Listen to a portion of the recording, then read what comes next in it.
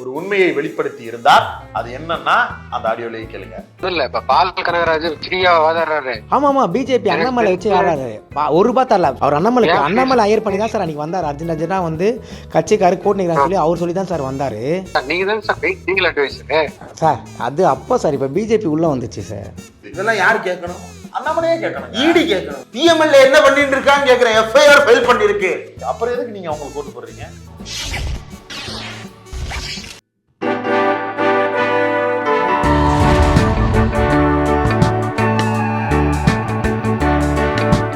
நம்ம ஊருக்கு என்னதான் ஆச்சு? சாம்பல் மேடுகளும் ஆடியோக்களும் வீடியோக்களும் ஒரே கலவரங்கள். அண்ணாமலை தான் வெளியூர் போயிட்டாரு. போனாலும் மண்டியிடும் ஆடியோக்கள், மானபங்கப்படுத்துகின்ற வீடியோக்கள் என்று வரிசையாக வந்து கொண்டே இருக்கிறது. ஒரு நம்ம தான் அந்த பாவத்தை செஞ்சிருக்கோம். நம்ம பண்ணோம்னா நமக்கு எப்படி வெளியே வருது? அவங்க 2 பேரும் பேசிக்கிட்டு நமக்கு எப்படி வருது? எங்க இருந்தா நம்மளுக்கு வந்து சோர்ஸ்கள் தான். ஒரு பிரச்சனை நடந்திருக்கு. நம்ம எல்லாருக்கும் தெரியும், மயிலாப்பூர் ஹிந்து ஃபண்டு. அவங்க வந்து இந்த வெஸ்ட் மாம்பலம், டி நகர் அந்த ஏரியால இருக்கக்கூடிய சிறுக சேர்த்த தட்டு காசை பூரா கொண்டு போய் போட்ட நிதி நிறுவனம். ஆக்சுவலா அது என்ன பண்ணுவாங்க, பணம் போட்டு சிட் ஃபண்ட் கம்பெனிங்க.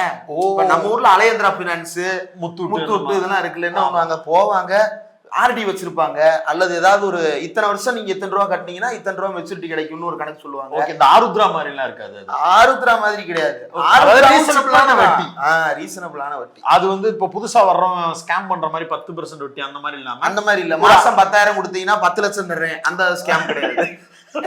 நான் என்கிட்ட வந்து கேட்டாங்க, மாசம் 10,000 ரூபாய் கட்டு, 2 வருஷம் கட்டினேன்னா 10 லட்சம் ரூபாய் வாங்கி தரேன். போடா வேலையை பார்த்துக்கிட்டு பிஜேபியில இருக்காங்க. அத அப்ப நான் யோசிக்க விட்டுட்டேன். நானா இருந்தா ஃபர்ஸ்ட் கேள்வி கேட்டிருப்பேன், பிஜேபியில இருக்கியா? ஏன் இப்படி கேக்குறீங்க? ஏன்னா அவன் தான் பொய் சொல்ல தெரியாம இப்படி சொல்லி வந்து அசிங்கப்படுவான். யாருக்கிட்ட சொல்லணும்னு தெரியாம வந்து அசிங்கப்படுவான். இவர் வந்து பிஜேபியில இல்ல, தனியா கட்சி வச்சிருந்தாரு. பிஜேபியில வந்து சேர்ந்தாரு. இவர் முக்கியமான ஒரு சேனல் கிடையாது, சேனல் வேற வச்சிருக்கிறாரு. இப்போ அது நடக்குதா? இன்னும் தெரியல, யாரும் பாக்குறது இல்ல. ஏதோ ஒரு லனத்தை போட்டு எடுக்கிறதுக்கு ஏதோ ஒரு கம்பெனி வேணும்னு வச்சிருக்காங்க போல இருக்கு. அப்புறம் ஒரு கட்சி சங்கம் ஏதோ ஒண்ணு வச்சிருக்கிறாரு, சாதி சங்கம் ஒண்ணு வச்சிருக்கிறாரு. அதுக்கு பிறகு இவர் வந்து அந்த ட்ரஸ்டிகள் இவங்க எல்லாரும் தேர்ந்தெடுத்த ஒரு நபராக அந்த மயிலாப்பூர் ஹிந்து ஃபண்டை வந்து மேனேஜ் பண்ணக்கூடிய ஒரு பொறுப்புல வந்து இவர் தலைமையா வந்து உட்கார்ந்ததுதான் போச்சு. அந்த சிறுக சேர்த்து வைத்திருந்த பணங்கள் எல்லாத்தையும் லபக் என்று சுருட்டி கொண்டு விட்டார். கிட்டத்தட்ட 30 கோடிக்கு மேல கம்ப்ளைண்ட் ஆயிருக்கு. அது எவ்வளவு இன்னும் கம்ப்ளைண்ட் ஆகாம, அதனுடைய தாக்கம் என்னன்னு தெரிஞ்சுக்கணும்னா, நம்ம பேரலையில அந்த வீடியோ வந்த போது எலெக்ஷன் டயத்திலேயே வந்து நம்ம ராமசுப்ரமணியன் அவர்கள் வந்து பேட்டி எடுத்திருப்போம். அவர் அந்த ஏரியால நல்ல தொடர்புள்ள மனிதர். ஆமா, அவரே சொல்லுவார், அவருடைய சமூகத்தை சேர்ந்தவங்க நிறைய பேர் இருக்கிறாங்க. அவங்க எல்லாருடைய வலியும் வேதனையும் அவர் வந்து இதுல பதிவு பண்ணியிருப்பாரு. அவங்க சார்பா எத்தனை பேர்கிட்ட பிஜேபியில போய் கம்ப்ளைண்ட் கொடுக்க போனாங்க, யார்கிட்டலாம் போனாங்க, இப்ப அவங்க தலைவர் பதவிக்கு துண்டு போட்டு ஏன் உட்கார்ந்துருக்காங்கன்றதெல்லாம் சொல்லியிருப்பாரு. அதுல அவர்கள்லாம் எப்படி ஏமாற்றப்பட்டார்கள் அப்படிங்கிற பல்வேறு விஷயங்களை பேசியிருப்பாங்க. இத்தனைக்கு என்ன, யாருங்க அவங்களை ஏமாத்துறதுக்கு யாருங்க? சென்னையில ஓட்டு தேர்ற ஒரே பகுதி அதுதான். அங்கேயுமா இந்த வேலையை பார்ப்பாங்க. அவங்க எல்லாம் ஜெயிக்க வச்ச கவுன்சிலரும். ஆமா, இப்ப அப்பேற்பட்டவங்களையே அவங்க நம்புற ஒரு கட்சி கூட்டணியில இருக்கக்கூடிய ஒரு நபரே இதை செஞ்சிருக்கிறாரு. இப்ப இது என்ன அவங்களுக்கு இருந்த பெரிய வருத்தமா இருந்ததுன்னா, இவர் மேல குற்றச்சாட்டு இருக்கு, இவர் பணம் ஒழுங்கா தரமாட்டேங்கிறாரு, பலது கரப்ட் ஆயிருக்கு அப்படின்றதெல்லாம் சொல்லிக்கிட்டு இருக்கும் போது அவரை கூட்டு வந்து அண்ணாமலை பக்கத்துல நிப்பாட்டி இவரை கேண்டிடேட்டா அனௌன்ஸ் பண்ணி அவருக்காக பிரச்சாரத்துக்கு போறாரு அப்படிங்கிற வருத்தம் அவர்களுக்கு ரொம்ப ஏங்கி போயிருந்தாங்க. பாவம், அப்படி அவங்க வீதிக்கு வந்து ஒரு காலமும் அவங்க பிரச்சனை பண்ணதே கிடையாது. இடபிள்யூஎஸ் வேணும்னு கூட அவங்க வீதிக்கு வந்து அவங்க போராடவே கிடையாது. அவங்க எல்லாருமா சேர்ந்து வீதிக்கு வந்து மிகப்பெரிய அளவுல போராட்டத்தெல்லாம் முன்னெடுத்து, பாவம் அவங்க நம்ம விளிம்புநிலை மனிதர்கள்ல இருக்கிறவங்க தான், பினான்சியலா பாவம் இல்ல, அவங்க கஷ்டப்பட்டு சிறுக சேர்த்து வச்ச ஒரு காசு இல்லைன்னு உடனே அவங்களுக்கு எப்படி வழி இருக்குமோ, ஓகே, பினான்சியலா அமெரிக்கா வரைக்கும் போனாலும் கூட அவங்களுக்கு பினான்சியலா பின்தங்கி இருக்கிறாங்க. இன்னொன்னு அந்த வருமானம் தேவைப்படுது அப்படின்ற இடத்துல இருந்து வந்திருக்கிறாங்க. அது அவங்க காசு. ஆமா, 2000 வருஷமா நம்ம படக்கூடிய வலி வேதனைன்னு எப்படி ஒண்ணு நம்மளுக்கு இருக்குல்ல, அந்த வலியும் வேதனையும் எப்படிலாம் இருக்கும் அப்படிங்கிறது வந்து ஒரு லைன்ல இருக்குல்ல. இப்ப அது மாதிரி அவர்களுக்கு ஒரு வலி அப்படிங்கிற மாதிரி இருக்கு. அதுவும் ஒப்பிடுவதற்காக சொல்லவில்லை. நம்மளுக்கு ஒரு வழி இருக்குல்ல, அது மாதிரி உங்களுக்கு ஒரு வழி இது வரைக்கும் வந்திருக்கா? இப்ப வந்திருக்கு. யார் மூலமா வந்திருக்கு? நீங்க நம்பின ஒரு கும்பல் மூலமாவே வந்திருக்கு அப்படிங்கிறத நம்ம எல்லாரும் பரவலா பேசி இருந்தோம். அப்படியெல்லாம் கிடையாது. எங்களை சாட்சாங்கமா காப்பாற்ற வந்திருக்கக்கூடிய உத்தம ஆத்மாக்கள் தான் பிஜேபின்னு நம்பிக்கிட்டு இருந்தாங்க அவங்க. அதுக்கு ஆப்பு சொல்லும் விதமாக இப்போ வெளிவந்திருக்கக்கூடிய ஆடியோ. என்ன ஆடியோ அப்படின்னா, இப்ப இந்த தேவநேயன் தோழர் தேவநேயன்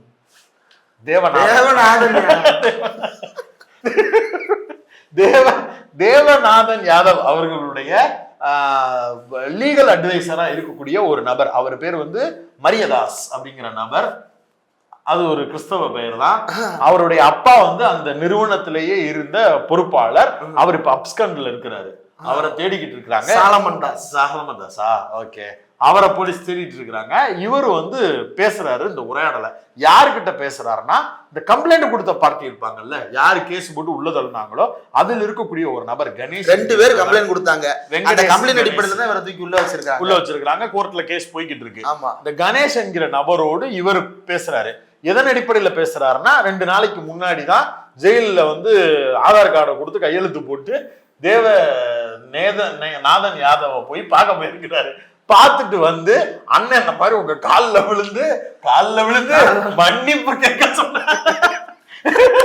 பொதுவெளியா இருந்தாலும் பரவாயில்ல, அண்ணனுக்காக நான் விழுந்து மன்னிப்பு கேட்கிறேன். நீ யாரு அவங்களுக்கு லீகல் அட்வைசரா இருந்த, என்ன புதுசா வந்து இப்ப வந்து பேசுறேன், அப்பயே பேசிருக்க வேண்டியதானே அப்படின்னு கேட்ட போது, இல்லண்ணே நான் 2 நாளைக்கு முன்னாடி தான் பார்த்தேன், வேணா நான் அவங்களுக்கு வந்து ரிஜிஸ்டர்ட்ட போய் அந்த காப்பியை வேணா வாங்கி தரேன், கோர்ட்டுல பாருங்க, ஜெயில பாருங்க, நீங்க தானே லீகல் அட்வைசரா இருக்கீங்க அப்படின்னு கேட்ட உடனே பதறி அடித்துக்கொண்டு, அது தனிப்பட்ட உரையாடல் என்கிற காரணத்தால் ஒரு உண்மையை வெளிப்படுத்தி இருந்தார். அது என்னன்னா, அந்த ஆடியோலயே கேளுங்க.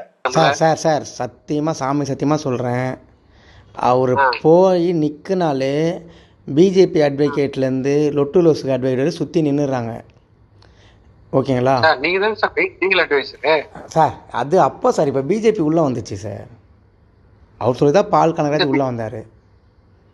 சரி, நான் பர்சனலாக பேச முடியல. நான் ஒன்று மட்டும் கேட்டேன். அந்த க்ரௌடில் இன்றைக்கி தான் பார்த்தேன். ஆக்சுவலி நீங்கள் வேணால் ஜெயில் ரெக்கார்டு எடுத்து பாருங்கள். நான் இன்றைக்கி தான் அட்டனன்ஸ் போட்டு உள்ளே போனேன். 4 மணி தான் உள்ளே போனேன். நான் இப்போ கிடையாது, அதெல்லாம் பிஜேபி உள்ள வந்துட்டாங்க அப்படிங்கிறாரு. அந்த பாயிண்ட், அதாவது அவர் லீகல் அட்வைசர் ஃபார் ஹூம் அப்படின்னா சிட்பண்டுக்கு, இந்து சிட்பண்டுக்கு அவர் லீகல் அட்வைசரா இருந்திருக்காரு. இப்ப நீங்க இல்லன்னா நான் இல்ல, அவர் பிஜேபியில போய் போனதுக்கு பிறகு பிஜேபி காரங்க உள்ள வந்துட்டாங்க.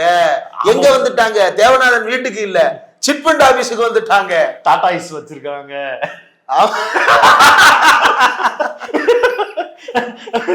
புரிஞ்சுக்கோங்க. அப்ப அவங்க உள்ள வந்துட்டாங்க. உள்ள வந்ததுக்கு பிறகு நாங்க யாருமே கிடையாது, சுத்திலும் பிஜேபி காரங்க வக்கீல்கள்லாம் இணைஞ்சுக்கிறாங்க அப்படின்றாங்க. நீங்க வின் டிவி அவருக்கு எல்லாருக்கும் நீங்க தானே லீகல் அட்வைஸ் எல்லாம் பண்ணுவீங்க, நீங்க இப்ப இல்லைங்கிறீங்களே பண்ண உடனேதான் அவர் இன்னொரு உண்மையும் சொல்றாரு. அதெல்லாம் அண்ணாமலை வந்து எல்லாத்தையும் டேக் ஓவர் பண்ணிக்கிட்டாரு. யார்கிட்ட கொடுத்தாரு? தேவநாதன் யாதவ் கிட்ட. தேவநாதன் யாதவ் கிட்ட வழக்கறிஞராக நீங்கள் போய் ஆஜராகுங்கள் என்று பால் கனகராஜ் வழக்கறிஞர் அவரை கூட்டு போய் பாட்டிருக்காங்க. ஆம்சாங் கேஸ்ல கூட அவர் விசாரிச்சாங்க. ஆமா, அவரை கூட்டு போய் அண்ணாமலை அழைத்ததன் பெயரில் அவர் வந்து இவருக்காக ஆஜராகிறார். ₹1 காசு கூட நீங்க அவர்கிட்ட வாங்கக்கூடாது. யாருக்கிட்ட? தேவநாதன். 30 கோடி ரூபாய்க்கு மேல கொள்ளையடித்த ஒரு நபர், 300 கோடி ரூபாய்க்கு மேல சொத்து வைத்திருக்கக்கூடிய ஒரு நபர்கிட்ட ₹1 கூட நீங்க வாங்காதீங்க, நான் பாத்துக்கிறணும் அதை அப்படின்னு சொல்லி ஒரு வழக்கறிஞரை நியமித்து கொடுக்கிறார் அண்ணாமலை. அப்படின்னு உடனே அந்த கணேஷ், வெங்கடேஷ் போன்ற கம்ப்ளைண்ட் கொடுத்த நபர்கள் எல்லோருக்கும் அண்ணாமலை மீதும் சந்தேகம் வர ஆரம்பித்திருக்கும். யதார்த்தம். ஏன்னா கிரிமினல் குற்றம் சாட்டப்பட்டு அவர் வந்து ஜெயிலில் இருக்கிறாரு. போலீஸ் விசாரணைக்கு நீதிமன்றத்துக்கும் ஆஜராகிட்டு கூடிய ஒரு நபரை பெயில் எடுக்கிறதுக்கு வாதாடுறதுக்கு ₹1 காசு கூட வாங்காம ஒரு வக்கீல பிஜேபி கட்சியின் மாநில தலைவராக இன்னமும் ஸ்கூல் படிக்க போனதுக்கு பிறகு, காலேஜ் படிக்க போனதுக்கு பிறகும் ஒருத்தர் வந்து ஹேண்டில் பண்ணிக்கிட்டு இருக்கிறாருன்னா இது எவ்வளவு பெரிய ஆபத்தா? இப்ப உள்ளுக்குள்ள என்ன நடக்குது அப்படிங்கிற அந்த கேள்வியை முன்வைக்கிறாங்க. அந்த கண்ணீரோடு அந்த கேள்வியை முன்வைக்கிறாங்க. அது ஒரு பக்கம் வச்சு, கண்ணீர்லாம் சொல்லக்கூடாது, அப்படி ஒரு கேள்வியை முன் வச்சு அவங்க அந்த உரையாடல்ல சொல்றாங்க. இதன் மூலமாக வெளிவரக்கூடிய செய்தி அப்படிங்கிறது, பிள்ளையும் கிள்ளி விட்டுட்டு தொட்டியும் ஆட்டுவதற்கு பிஜேபி மாதிரி ஒரு பார்ட்டியை நீங்க பார்க்கவே முடியாது. ஆமா, பேரம் பேசுறதுக்கு இவ்வளவு கேவலமான ஒரு நெகோசியேட்டர் அனுப்பி வைக்கிற கட்சி வேற எந்த கட்சியிலும் இருக்க முடியாது. காலில் விழுகிறேன் 25 லட்சம் ரூபாய் போட்டிருக்கிறாங்க. தலையாடாம வச்சு காசு தருவாருன்றாங்க 3 நாள்ல. அது எப்படின்னா, எது இந்த தலையா வச்சு 25 லட்சம் ஏப்பா சொல்ற கையில இருக்கிற இந்த வாட்ச் அடகு வைக்கிறேன், காப்பு அடகு வைக்கிறேன், இந்த மோதிரத்தை அடகு வைக்கிறேன்னு சொன்னா ஆமா கேஸ் போட்டவங்க டெக்னிக்கலா கேட்க ஆரம்பிச்சிட்டாங்க.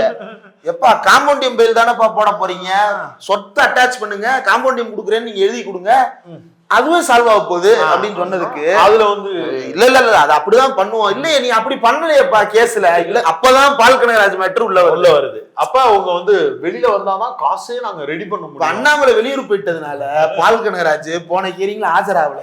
ஏன் ஆஜராகல?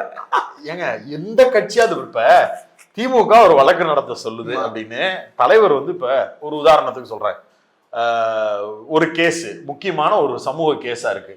திமுக தலைவர் ஸ்டாலின் அவர்கள் ஃபோன் பண்ணி எம்பி வில்சன் அவர்கள்ட்ட, சார் இந்த மாதிரி இப்படி ஒரு கேஸ் வருது சார், அது என்னன்னு பாருங்க சார்னு சொன்னார்னா ஷார்ப்பா அந்த கேஸ் ரிசல்ட் வரைக்கும் ஜட்ஜ்மெண்ட் வரைக்கும் வாங்கி முடிச்சுட்டு ஒரு பொன்னாடை எடுத்துக்கிட்டு புத்தகத்தை எடுத்துக்கிட்டு அந்த அந்த தேதியை வாங்கிக்கிட்டு ஜட்ஜ்மெண்ட் காப்பியை கையில எடுத்துக்கிட்டு, தலைவரே நீங்க என்கிட்ட ஒரு பொறுப்பு ஒப்படைச்சிங்க, இந்தாங்க ஜெயிச்சுட்டேன்னு வில்சன் அவர்கள் கொண்டு போய் ஒப்படைப்பாரு. பொன்னாடையை போத்துவாரு, திருப்பி ஒரு பொன்னாடையை வாங்குவாரு, வில்சன் வாழ்த்துக்கள் அப்படின்னு அவர் கட்டி அனுப்பாரு.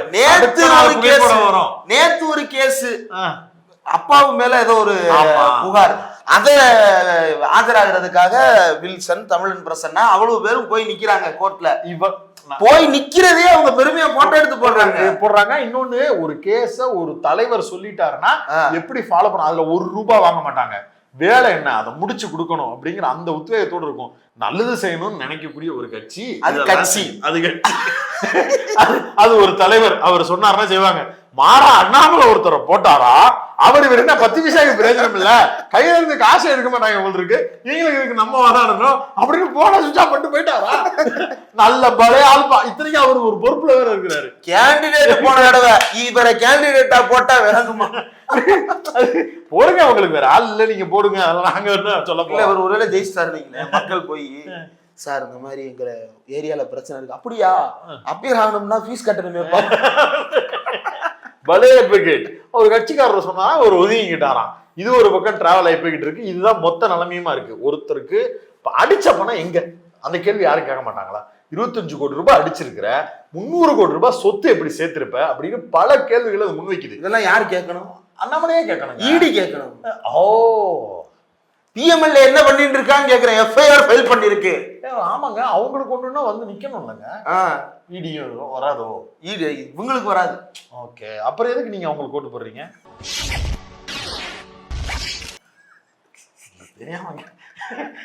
தெரிஞ்சுக்கிறதுக்காக கேட்கறேன். இப்ப நீங்க வந்து ஓட்டு போடுறீங்கன்னா உங்களுக்கு மட்டுமாவது அது நல்லது நடக்கணும் அப்படிங்கிற எண்ணம் இருந்திருக்கும். இப்போ உங்களுக்கு இதெல்லாம் செஞ்சு கொடுத்துருக்காங்கன்றதுக்காக சொல்லலாம். நீங்க உங்களுக்கே உங்களையே இப்படி திராட்டில் விட்டுருக்குறாங்கன்றப்ப எனக்கு புரிஞ்சுக்க முடியல. அந்த சந்தேகத்துல இருந்து தான் அந்த கேள்வி வருது. இப்படி பாதிக்கப்பட்ட மக்களா இருக்கிறாங்களேன்றதுக்காக நம்ம போய் பேசலாம்னு பார்த்தா அந்த ஆடியோல பேசினவரு எனக்கு மட்டும் காசை கொடுங்க நான் ஒதுங்கிக்கிறேங்கிறாரு. இது அவரே ஒண்ணும் இல்ல, வட்டி 25 லட்சம் கட்ட வேண்டியது இருக்கு, அதை மட்டுமாவது கொடு, நான் வந்து கேஸே வெளியே 25 லட்சம்னா எவ்வளவு இன்வெஸ்ட் பண்ணிருக்கீங்க? 25 கோடியா அவர் மட்டும் இன்வெஸ்ட் பண்ண மொத்த அட்டாச்மெண்ட் 25 கோடி போல இவங்களுக்கு கொடுக்க வேண்டிய தொகை. அதை கேட்டுதான் இப்ப தூக்கி உள்ள வச்சிருக்காங்க. அது என்னன்னா, போன உள்ள வைக்கிறதுக்கு முந்தின மாசம் உட்கார வச்சு எல்லாரும் பேசி ஆடியோலே சொல்றாங்க, எல்லாரும் உட்காந்து ஜூம் மீட்டிங். ஏன்னா அவர் தான் தலைமுறை வேட்டாரு, கேஸ் வருதுன்னு தெரிஞ்சு ஜூம் மீட்டிங் போட்டிருக்காங்க தேவநாதனோட. அதுல தேவநாதன் என்ன சொல்லி இருக்கிறாரு, 30ஆம் தேதிக்குள்ள நான் முடிச்சு கொடுத்துறேன். என்ன 30ன்னு சொல்ல பாருங்க. இது என்ன 30ன்னு இவங்க 20 வரைக்கும் பாத்துருக்காங்க. 20 நாள் வந்திருக்கு, ஒண்ணு நடக்கிற மாதிரி தெரியல. 25 கோடியே 10 நாள்ல புரட்டக்கூடிய ஆள் மாதிரி எல்லாம் தெரியல. எலெக்ஷன்லயும் கபாத் ஆகி போச்சு, என்ன பண்றதுன்னு தெரியாம கேஸ கொடுத்து தூக்கி உள்ள வைப்போம் முதல்ல. இல்லன்னா ஆள் அப்ஸ்காண்ட் ஆயிட்டாங்கன்னா, ஏன்னா பிஜேபியோட தொடர்புல இருக்கிற பல பேர் வெளிநாட்டுக்கு அடிக்கடி போயிட்டு வராங்க. தமிழ்நாட்டுல இருக்கிறவங்களே அதிமுக காரங்களையே பிஜேபி வந்து கூட்டு போய் ஆந்திரா இதுல எல்லாம் பதுக்கி வைக்கிறாங்க, போய் பிடிச்சிட்டு வர வேண்டியது. அந்த மாதிரி இவரை ஏதாவது நாட்டுக்கு அனுப்பி விட்டாங்கன்னு, மொரீசியஸ் அந்த மாதிரி இதுக்காக அனுப்பி விட்டாங்கன்னா என்ன பண்றதுன்னு சொல்லிட்டு கேஸ போட்டு தூக்கி உள்ள வச்சுட்டாங்க. இந்த பேரம் பேச போனவர் எப்பாடுபட்டாவது எடுக்கணும். இது வந்து ஒரு பேரம் பேசுறதுக்கான தகுதி. எப்பாடு பட்டாம்னா அவருக்கு தெரிஞ்ச 2 இதுதான், காலில் விழுகிறேன் தலையை வைக்கிறேன், காலில் விழுகிறேன் தலையை வைக்கிறேன், காலில் விழுகிறேன் தலையை வைக்கிறேன். The best ever negotiator award. This year goes to our Mariyadas. பேரலை பப்பாம் பப்பாம் பப்பாம் பப்பாம் காண்டாயி அவர் போன வச்சுட்டாரு. நான் இந்திய அரசியலமைப்பு சட்டத்தின் மீது நம்பிக்கை வைத்திருக்கிறேன். அண்ணல் அம்பேத்கர் எழுதிய இந்திய அரசியலமைப்பு சட்டத்தின் மீது நம்பிக்கை.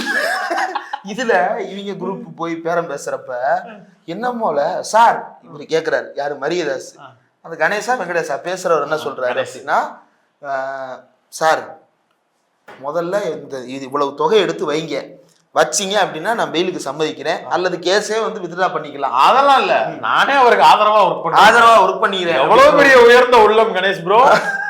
அப்படி பேசிக்கிட்டு இருக்கிறாரு. அத போய் இவரு யாரு மரியதாஸ், சார் என்ன சார் த்ரெட்டன் பண்றீங்க, இப்படிலாம் பண்ண முடியாது சார், என்ன திருட்டு பயில நீயே திருடிட்டு போய் ஜெயில உட்காந்துருக்க. காசை இழந்துட்டு ஒருத்தர் வந்து பேச வரோம், எப்படி அப்படி நெகோசியேட் பண்றீங்க நீங்க? அதாவது தேவநாதன் இன்னைக்கு திருட்டு குற்றச்சாட்டுல உள்ள இருக்கிற நபர். திருடனின் சார்பா நம்ம போய் இப்ப ஒருத்தர்கிட்ட பேச போறோம். திருடன் சார்பா பேச போகும்போது நம்ம வந்து திருடனுக்கு கொட்டுன தேல் நமக்கே கொட்டுன மாதிரி பேசணும். என்ன நீங்க மிரட்டுறீங்கன்னு ஏறணும்னு, இல்ல நீ போன வை வச்சுட்டு கட் பண்ணிட்டு போயிட்டாப்ல. இதுல நம்மளுக்கு இருக்கக்கூடிய கேள்வி, அண்ணாமலை வெளிநாட்டுக்கு படிக்கதான் போனாரா இல்ல வேற எதுவும் அங்க இருந்துகிட்டு இயக்கிக்கிட்டு இருக்கிறாரான்னு தெரியல. முந்தானேத்து என்னடான்னா வானதி சீனிவாசன் வீடியோ ஒண்ணு ரிலீஸ் ஆகுது, அடுத்த 5வது நிமிஷத்துல ஒரு மன்னிப்பு கடிதம் வருது. ஒட்டுமொத்தமா வானதி சீனிவாசன் நிர்மலா சீதாராமனுக்கு தமிழ்நாட்டுல மரியாதை இருந்துச்சான்னு தெரியல, பட் இருந்த மரியாதையும் டேமேஜ் பண்ணிட்டாப்ல. இப்போ தேவநாதன் யாதவ்ன்ற பர்னிச்சர் இவ்வளவு நாள் சைலண்டா கிடந்தது, திடீர்னு அதை எடுத்து போட்டு பேசுறேன்ற பேர்ல அவரை பத்தின விஷயங்களையே தமால்னு உடைக்கிற மாதிரியான ஒரு செய்திகள் வருகிறது. இவர் பின்னாடி இருந்து ஒரு வழக்கறிஞரை வேற நியமித்து கொடுக்குறாரு அப்படின்னா, இந்த பணம் கையாடப்பட்ட பணத்துல என்ன நடந்திருக்கு, இதுல எது மறைக்கப்படுகிறது, எது வெளியே வராம இருக்கிறது அப்படிங்கிற பல்வேறு சந்தேகங்களை இது கிளப்பை ஒன்றும் இருக்கிறது. பிஜேபி ஆதரிக்கக்கூடிய பலருமே கூட கோயம்புத்தூர் பகுதியில் இருந்தவங்களும் இப்ப சந்தேகத்துக்குரிய நபர்களாக பிஜேபியினரை பார்க்க ஆரம்பிக்கிறாங்க. மயிலாப்பூர்ல இருந்தவங்களும் சந்தேகத்துக்குரிய நபரா பிஜேபியை பார்க்கிறாங்க. இதை நம்ம சம்பந்தப்பட்டவங்கள்ட்டயே பேசி விசாரிச்சு வந்ததன் அடிப்படையில் நம்மளுக்கு கிடைச்ச தகவல் அப்படிங்கிறத மட்டும் வெளிப்படையா சொல்ல நினைக்கிறோம். இல்ல என்ன நடக்குது, தேவநாதன் யாதவ் வந்து என்ன டீலிங் பண்றாரு, அடுத்த தூது வந்து யாரு போறாங்க, இப்ப இந்த ஆடியோ பொய் அப்படின்னா பொய்யினாவது சொல்லணும். அண்ணாமலை எல்லாம் சம்மந்தப்படுத்தி வருது. ஆமா, அண்ணாமலை பால் கனகராஜ் ஆஜராக வச்சாரு அப்படின்னா இவரு திருட்டு குற்றத்துல உள்ள இருக்கிறாரு, அவரை வெளியெடுக்கிறதுக்கு அண்ணாமலை வக்கீல் போடுறாரு. இது என்னங்கடா நடக்குதுங்க அப்படின்ற மாதிரி கட்சிக்காரர் ஒருத்தர் நம்மளை நம்பி கூட்டணிக்கு வந்தாரு, அவருக்கு ஆதரவா நீங்க சொல்றதுல என்னங்க தப்பு இருக்குன்னு கேட்க முடியாது. ஏன்னா நீங்க வந்து ஐபிஎஸ் அதிகாரியா இருந்துட்டு வந்தவர், சட்டம் தெரியும். நியாயமா அந்த கிரிமினல் தனம்ன்றது ஆதாரபூர்வமா இருக்கு, இருந்த சொத்தை கவலையரம் பண்ணிட்டாருன்னு வெளிப்படையான குற்றச்சாட்டு, உங்களுக்கும் அது தெரியும் என்ன நடந்திருக்குன்னு. உங்களிடமே உங்களுக்கு நம்பிக்கைக்குரியவே வந்து அவரே இழந்ததையும் உங்களிடம் சொன்னார் என்பதையும் எங்களிடம் சொல்லி இருக்கிறார்கள். மயிலாப்பூர்ல இருந்து டீனர் தாண்டி தானே நம்ம கோயம்பேடு. ஆமா, இல்ல இந்திரா, அண்ணாமலை கிட்ட பாதிக்கப்பட்ட ஒரு நபர் நம்மள்ட்ட பேசினவர், அவர் வந்து இதை சொன்னாரு, இந்த மாதிரி நாமளும் இதுல இருந்தோம், நம்மளுக்கு இப்படி ஆயிருக்கு, உண்மைதான் அவர் அடிச்சதுன்னு. அதுக்கு பிறகும் கேண்டிடேட் போட்டிருக்கிறாரு இவரு, அதற்கு பிறகும் வழக்கறிஞர் நியமிச்சிருக்கிறார் இவரு, அதற்கு பிறகும் இன்னமும் மௌனம் காத்து கொண்டிருக்கிறார், இன்னமும் நடவடிக்கை எடுக்காம இருக்கிறார். வழக்கறிஞரை கூப்பிட்டு போட்டிருக்கிறாருன்னா சந்தேகத்தை அவர் மேலையும் திருப்புவாங்கல்ல, இயல்பு தானே அவங்களுக்கு. அப்ப அந்த மக்கள், பாதிக்கப்பட்டதாக சொல்லக்கூடிய மக்கள் உங்களை நோக்கி கேள்வி எழுப்பத்தானே செய்வாங்க. அந்த கேள்விக்கு பதிலா ப்ராப்பரா ஒழுங்கா சொல்லணும். சும்மா உட்காந்துக்கிட்டு எனக்கு கிளாஸுக்கு டைம் ஆச்சு, பெல் அடிச்சுட்டாங்க, டீச்சர் திட்டுவாங்கன்னு போகக்கூடாது. நேரம் இல்லை, சடச்சடன்னு சொல்லுங்க, வீடியோ நாளைக்கு தான் வரும். ஆமா, வானதி அக்கா மேட்டர்ல வந்து நீங்க காட்டின வேகத்தை இதுல காட்டணும், அப்பதானே பொது தலைவர்னு மதிப்பாங்க. இல்லாட்டி வானதி மேல உள்ள வானதிக்கு எதிரான தலைவர்னு பிரேம் பண்ணிடுவாங்க. அவர் அதெல்லாம் கான்சியஸா கவனிப்பாரு. சொல்லுங்க பாப்பா. நன்றி.